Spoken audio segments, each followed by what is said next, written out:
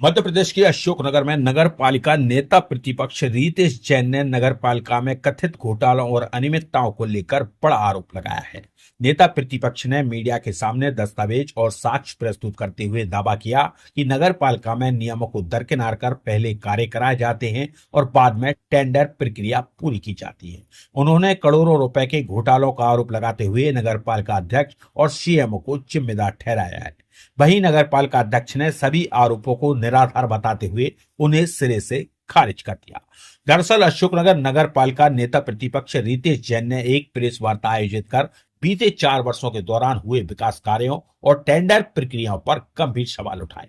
उनका आरोप है कि कई मामलों में पहले कार्य पूर्ण करा लिए गए और बाद में टेंडर जारी किए गए। उन्होंने कहा कि कुछ ठेकेदारों को लाभ पहुंचाने के उद्देश्य से नियमों की अनदेखी के अलावा नगर पालिका को एक निजी कंपनी की तरह संचालित किया जा रहा है। नेता प्रतिपक्ष ने यह भी आरोप लगाया कि कई कार्यों में सिंगल टेंडर आने के बावजूद निविदाएं स्वीकृत की गईं और बाजार दरों से अधिक कीमतों पर कार्य कराए गए। उन्होंने कहा कि पूरे मामले की शिकायत आयुक्त और लोकायुक्त से की जाएगी ताकि निष्पक्ष जांच हो सके और दोषियों पर कार्रवाई की जा सके। वहीं नगर पालिका अध्यक्ष नीरज मनोरिया ने नेता प्रतिपक्ष के आरोपों को सिरे से खारिज कर दिया। उनका कहना है कि सभी कार्य निर्धारित नियमों और प्रक्रियाओं के तहत ही कराए गए हैं। नेता प्रतिपक्ष को टेंडर प्रक्रिया की पूरी जानकारी नहीं है। अध्यक्ष ने आरोपों को राजनीतिक बयानबाजी करार देते हुए कहा कि नगर पालिका में पारदर्शिता के साथ विकास कार्य किए जा रहे हैं। फिलहाल नेता प्रतिपक्ष के आरोपों और नगर पालिका अध्यक्ष के पलटवार के बाद अब मामला चर्चा का विषय बन गया है। अब देखना होगा कि शिकायत संबंधित जांच एजेंसियों तक पहुंचने के बाद इस मामले में क्या कार्रवाई की जाती है। दूसरा बिंदु ये था कि किस तरह से टेंडर के बिड ओपन होने से पहले कार्य पूरे सड़क पे हो जाते हैं।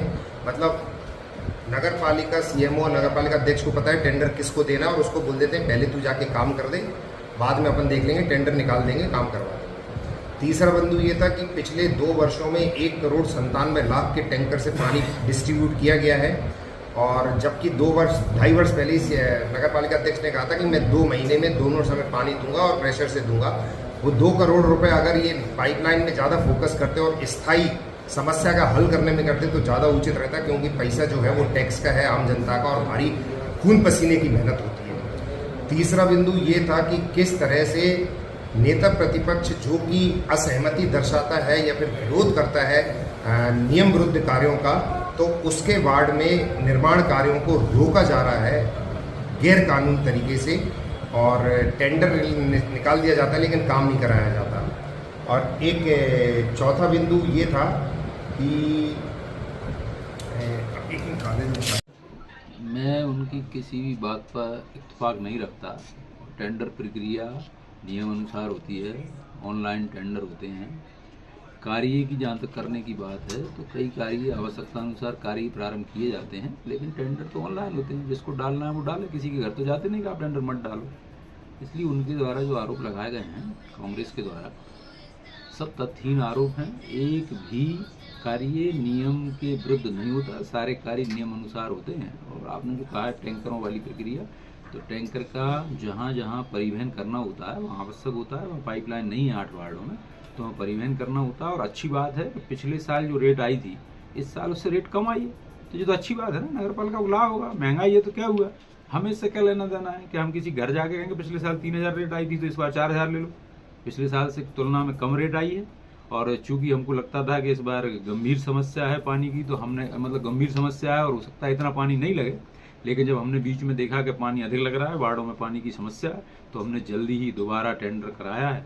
अभी टेंडर चल रही प्रक्रिया, टेंडर डल चुका है और प्रक्रिया। कुछ मामले ऐसे भी रखे उन्होंने कि सिंगल टेंडर आया और उसको काम दे दिया गया, जबकि नियमों में 3 टेंडर आना चाहिए या कम से कम 2 तो आए। देखिए, टेंडर प्रक्रिया को समझते ही नहीं है। टेंडर का नियम होता है। टेंडर, मान लो किसी भी विषय का कोई टेंडर है और आज यदि 2% एवव आया है और आने वाले दिनों में यदि वो टेंडर 2% बिलो आया है तो नियम अनुसार हुआ ना।